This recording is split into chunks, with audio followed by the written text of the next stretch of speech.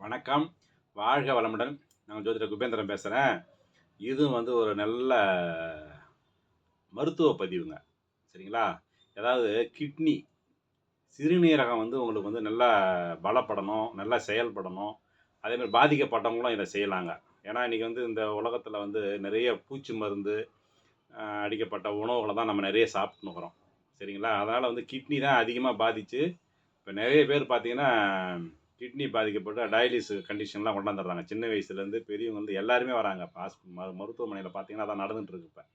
அதனால இவங்க என்ன பண்ணணும், ஓரளவுக்கு பாதிக்குதுன்னு தெரிஞ்சாவே, வாரத்தில 2லேருந்து 3 நாள் பார்லி கஞ்சி இருக்கு இல்லையா? பார்லிய நல்லா வறுத்துடணும். வறுத்துட்டு பொடி செஞ்சுட்டு, அது கஞ்சி செய்ற முறையில செஞ்சுட்டு, அதில ஜீரகம் வறுத்த ஜீரகத்த பொடி பண்ணி, அதில ஒரு 1/4 ஸ்பூன், சின்னவங்களா இருந்தா கம்மியா போடுங்க. பெரியவங்களா இருந்தா ஒரு 5 வயசுக்கு மேற்பட்டவங்களுக்கு 1/4 ஸ்பூன் அளவு ஜீரக பொடிய போட்டு நல்லா கலந்து குடிச்சிட்டு வந்தீங்கன்னா, உங்களுக்கு கிட்னி நல்லா பலமடையும்.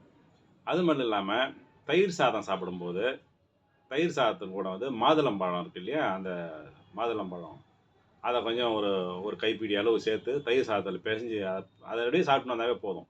சாப்பிட்டுன்னு வந்தாலும் உங்களுக்கு இந்த கிட்னி நல்லா பலமடையும். அது மட்டும் இல்லாம, நீங்க என்ன பண்ணணும், உப்ப மட்டும் கொஞ்சம் குறைச்சிக்கங்க. உப்ப கொஞ்சம் குறைச்சு சாப்பிடுங்க. அப்புறம் தினசரி 2 முட்டை எடுத்துக்கணும். புரோட்டீன் கண்டிப்பா தேவைப்படும். அதனால 2 முட்டைய சாப்பிட்டு வந்தீங்கனாலும் உங்களுக்கு கிட்னி பலமடையும். இத விட ரொம்ப ரொம்ப முக்கியமான தகவல் இப்ப சொல்றது தான். அதாவது வாரத்தில 2 இல்ல 3 முறை சுரக்காய நீங்க ஆ கூட்டு வச்சு சாப்பிட்டுன்னு வரலாம். ரொம்ப காரம் இல்லாம கூட்டு வச்சு சாப்பிட்டுன்னு வரலாம். மூக்கரட்டை மூக்கரட்டை மூக்கரட்டை கீரைய சமூலமா வேரு, தண்டு, இலையெல்லாம் போட்டு கஷாயம் போட்டு வச்சுன்னா வாரத்துக்கு 2 நாள் அதையும் சாப்பிட்டுன்னு வரலாம். மூக்கரட்டை கஷாயம் சரிங்களா? அதுக்கப்புறம் பார்த்தீங்கன்னா, இந்த பீன்ஸ் இருக்குது. பீன்ஸ அந்த கொட்டைய நீக்கிட்டு, அந்த நாரும் எடுத்துட்டு நல்லா கொதிக்க வச்சு, அதையும் சாப்பிட்டுன்னு வந்தீங்கன்னா, உங்களுக்கு கிட்னி கண்டிப்பா நல்லா பலமடையும். சரிங்களா?